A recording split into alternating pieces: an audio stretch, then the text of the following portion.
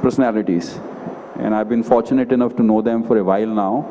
Murugu, who's built a fantastic business out of Chennai. Now it's a global business. Yeah. And Dinesh, who's built a fantastic business out of Noida. Two different parts of India. They both come from different backgrounds. But I found something very common in them. I find that they've both been at it for last 10 plus years, 15 years. So 16 years for me. Yeah, same for you, I guess. 16. And both of you also came back from the US. Yeah. You're engineers, right? You both came back, and they both have crafted some wonderfully positioned, two wonderfully positioned business, uniquely positioned, uniquely Indian businesses, but hugely scalable businesses. And the third thing I found, that both of them have a deep spirituality. In their conversations you'll find.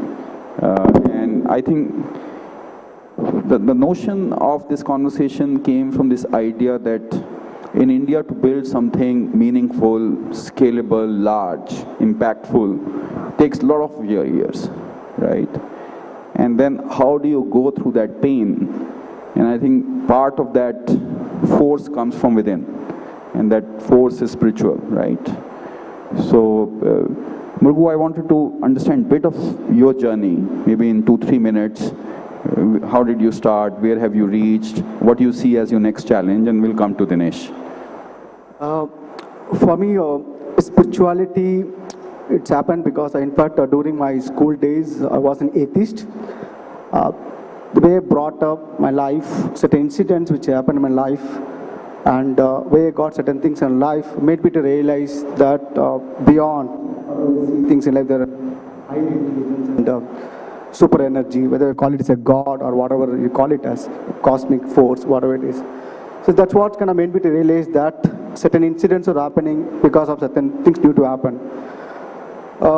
Even talking about entrepreneurship, it's not that I thought about matrimony as an idea. I was running a community portal targeting a Tamil community. So happened that people talk about serendipity, even that Ganesh and me are talking about. What is serendipity? Luck. When you are prepared and opportunity meets, that's called a luck.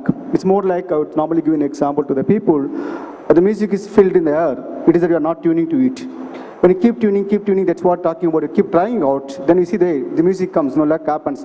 The serendipity, whatever you call it as. But constantly you're tuning yourself. That's what call it. So it's about my life was, I brought in a very challenging environment, a poor family.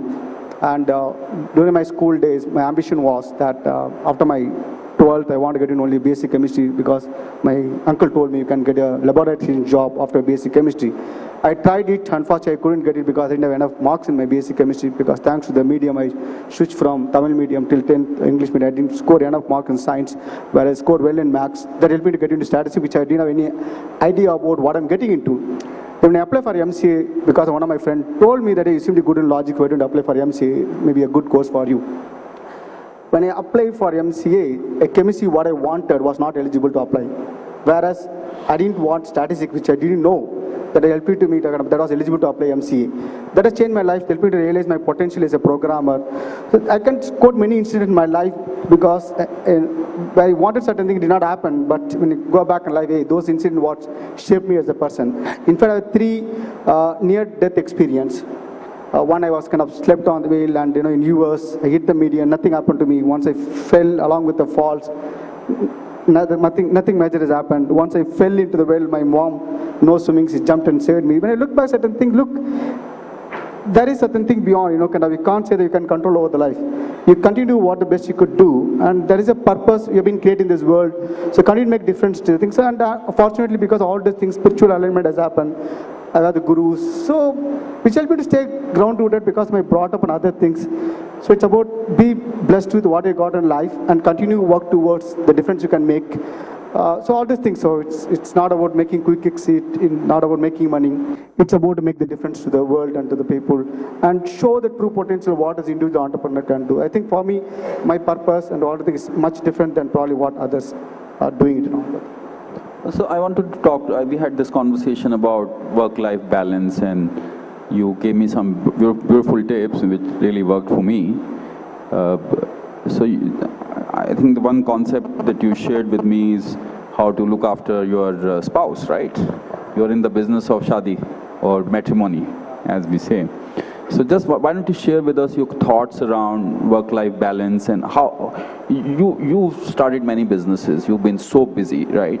And how you achieved that and what you've done to sort of be in such a space. Very simple tip to all the people trying to manage work-life balance. So in fact, that always been one of the constant complaint from the wife that business is your first wife. So no matter what, so certain changes which I brought in my life. One thing about I don't check my emails in my mobile phone. During my office hours, laptop. My the phone is only for receiving the calls, not for checking emails. That one shift I brought in. And Sunday with the family. And more important, what I realized was it's not about being with at home, because at home your kids are there, you know, sometimes we end up doing watching TV and other things. It's not that we feel that no, I'm at home. So it's what that the spouse wants is that they want you to spend time with them and listen to them. That's what they want. So one thing I realized, my wife also likes to walk. So we brought in this thing about like either go for a walk in the morning or walk in the evening after Without office the hour. phone. Huh? Without the phone. Without the phone, I don't take, because I normally don't carry phone when I go for a walk.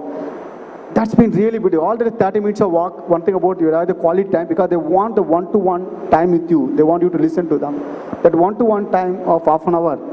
And one thing about just walking and you are giving the time to them. I think that one thing, if you do half an hour walk with your spouse, you will not have the work-life balance. I think that's the thing they want. They want the quality of, it's not how much of time you spend with them. It's about how you spending the quality time. So that half an hour walk is something which takes out the work-life balance. Dedicated time. Dedicated time. Right. And when you're listening or you're talking. It doesn't matter. They want a private time with you. Whether most of them allow them to talk. You just they want to be. One of the learning I got that women like to be heard. So just listen to them. That's what they want. Okay. So I wanted to touch upon the other aspect of your life. You have a Guruji now, and I know you're very inspired by him, and he's been your spiritual anchor. And we were trying to get him here, but unfortunately he's in Singapore or is traveling and not available. Why don't you share with us some of your insights that you picked from him and how it's impacted you, some of his philosophy, thoughts which you can share with us? My guru, blessed with kind of learning from few gurus, and now I follow Magatriya, be it Swami Sugabhadananda or Sadguru, whom I learned yoga, which I do every day for 40 minutes, yoga and meditation. Guru Magatriya, we listen to him on a weekly basis, satsang 7 to 9 at infinitism.com. So much of learnings, he talks about all aspects of life, whether personal, business, family, so many things. Because we get to understand there's so many things about life, we help you to kind of face the challenges with a lot of comfort. Whether you're talking about, it's not that about business, if people talk about challenges, it's not about challenges getting disturbed. When you have this spiritual understanding, this kind of understanding, yes, we get challenged, we get disturbed, but you won't remain disturbed. So again, secondary motivation, it's not about what you have kind of come to this level, from here to next level. So all the research, so many learning, I can kind of, hundreds of learning, it's better to be the personal life and the family, business, so many things. So, it's kind of, so many learnings, kind of, it just comes. And it helps you to understand what is life in a better way, so. Thank you. So Dinesh, share your journey with us. I know you came back from US, and incredible story you have of how you built India Mart out of nothing and into something substantial today. So I think it is more important that we look at the family background where we come from. I come from a place called Nanpara district, Bahraich, on the Nepal border. To give you a perspective, it's a small town which has not had 12 hours plus electricity in the last 30 years. And coming from a Hindi medium school, being in a traditional business family, the few things that you learn and that get imbibed into you is how to compete and succeed. Because in those frugal resources with no electricity, no transportation, these are some of, that is some of the town which still runs meter gauge in India. So you can understand even now it's a meter gauge railway station there. And then have a leap of faith and belief. Leap of faith and belief in anything, and then excel. These are the few value systems that we Last one, what did you say last one? leap of faith and belief. Right.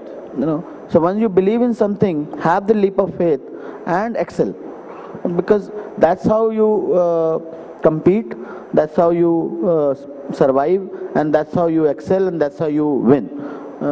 Those are some of the things that I brought from my family, from my Dadaji. He has changed many different businesses, many different careers, and he excelled in each one of them in those short period of time.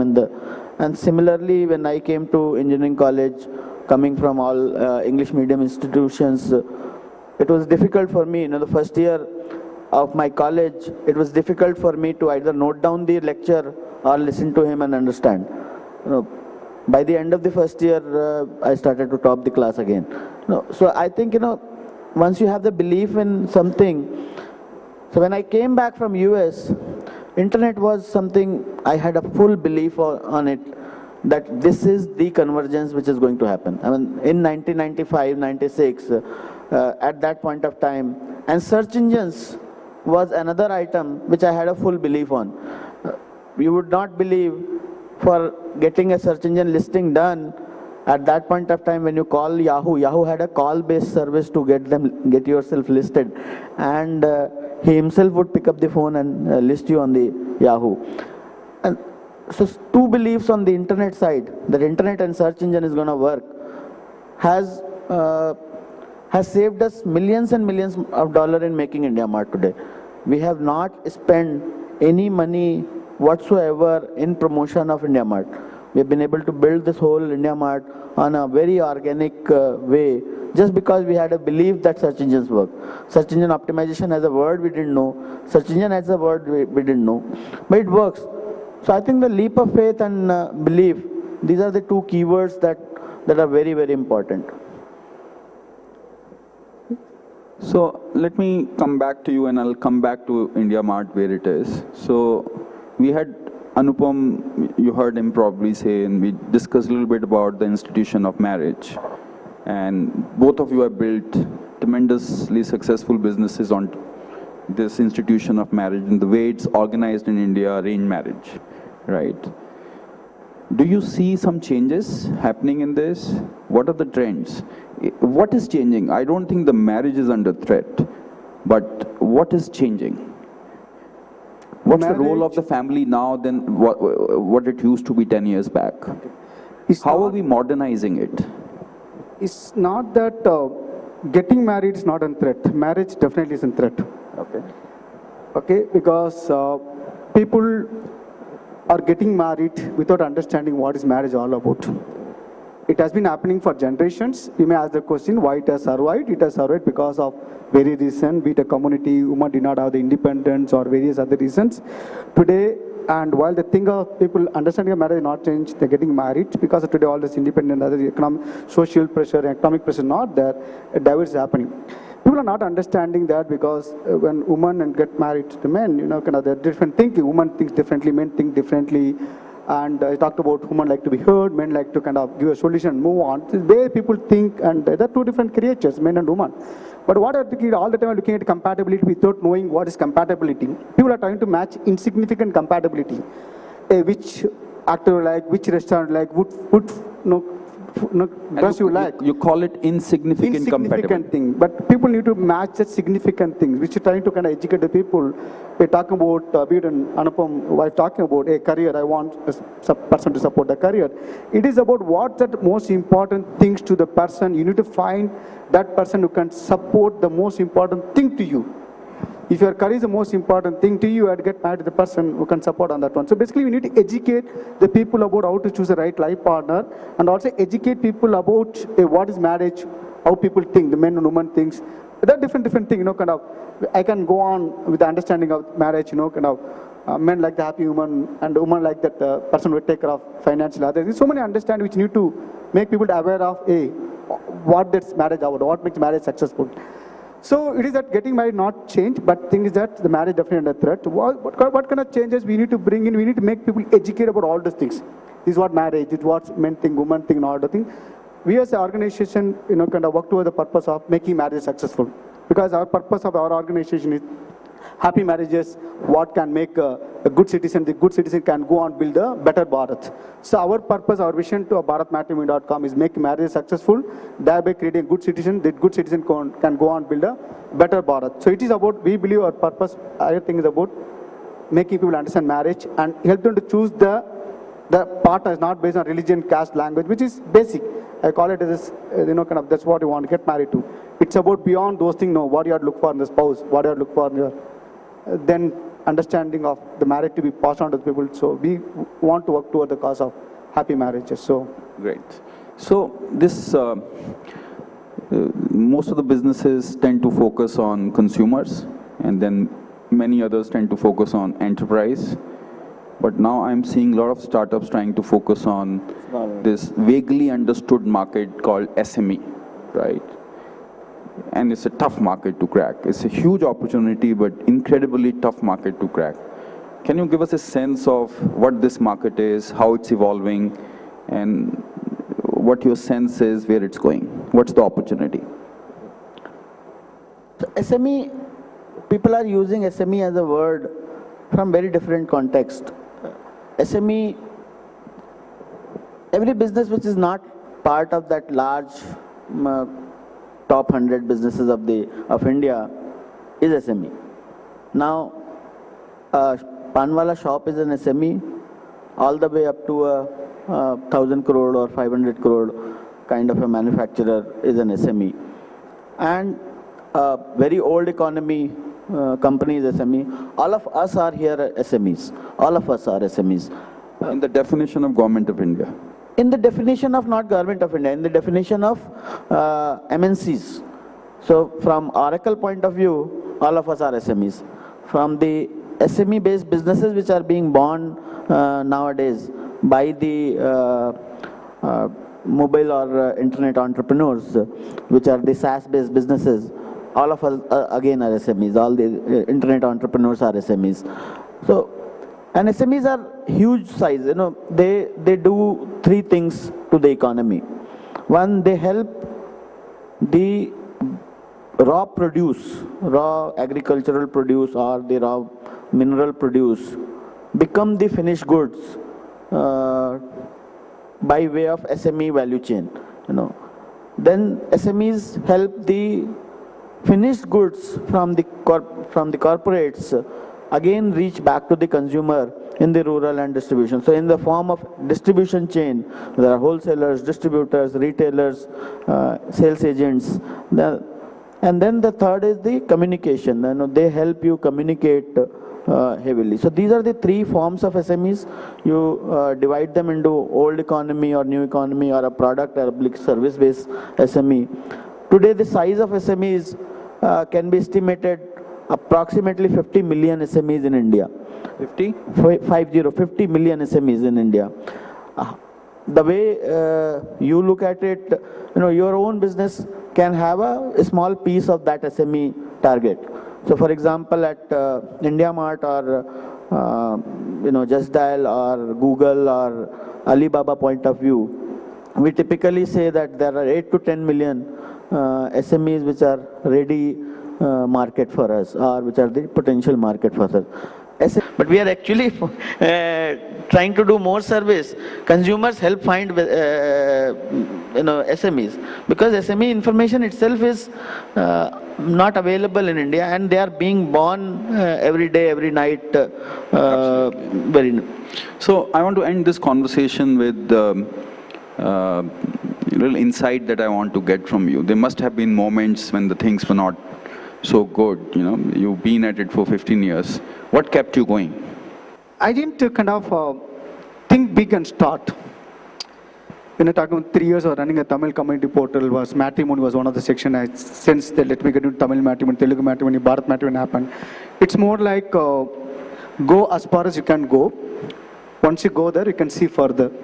Okay. So I think that has been things, it's been a never-ending journey. So, and also at the same time, you have to keep reinventing yourself. What has got you here will not help you to take it from here to the next level. You need to continue to reset and kind of keep pushing. So it's about, when I look back in 1997, I did not have an idea of matrimony. this Bharat Matrimony happened. Then 2006, I did not have the idea of other businesses. We launched IndiaProperty.com, a lot of other businesses. Today, India Property became successful. In 2008, we launched a lot of business in the matrimony. All this idea did not exist. We look back a few years ago before start. It's more like just keep pushing yourself. Once you go there, then it's more like you get a better clarity as keep climbing the mountain. When at the bottom, you will see the limited visibility. Keep going up, you get a better visibility, and keep scaling up, keep scaling up. One thing should not stop is that keep expanding, keep pushing yourself, that do not stop. What has kept you going? So I think money and name both. Because the impact is still not complete. What I actually started to do with, wanted to have every SME on the, so मेरी एक आदत खराब है, when I look at this item, I would put up the, find out who made this, and can I find this on IndiaMart or not. If I cannot find that IndiaMart or not on IndiaMart, I feel like the job is still not done. So I guess the smaller successes that you keep getting every 2-3 years, and the small recognition that you keep getting every few years, keeps you going, that okay, doesn't matter if it didn't work this time, it will work again next time. And obviously the same, you innovate, you scale, and then consolidate, and then stay hungry. Innovate, scale, consolidate, stay hungry. Yeah. So on that